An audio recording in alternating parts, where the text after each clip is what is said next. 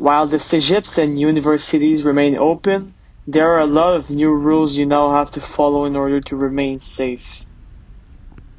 Like many cégep students, Jérémy Turbide has to adapt to going to school where Purell and masks are mandatory.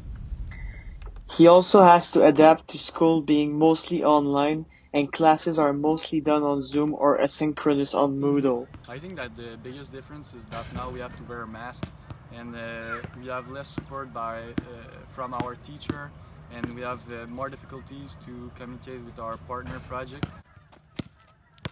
Jérémy is lucky enough to have few classes in person at Cégep du Vieux-Montréal where he studies architecture, but he has to take precautions every time he is at school.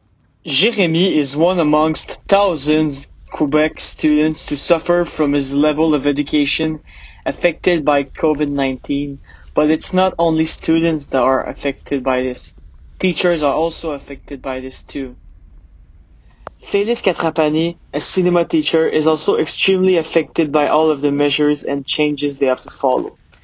Since it's their job to teach the students, the pandemic makes things more difficult for them, especially with the lack of in-person human contact and interactions. The biggest difference is the lack of physical interaction. The fact that we're spending so much time in like a very mediated environment, always through screens. Sometimes it's a little bit harder to get a sense of the students where they're at, their understanding. Despite these tough times, we have to keep our head up and not give up. Hopefully, this fall, we will have in-person classes.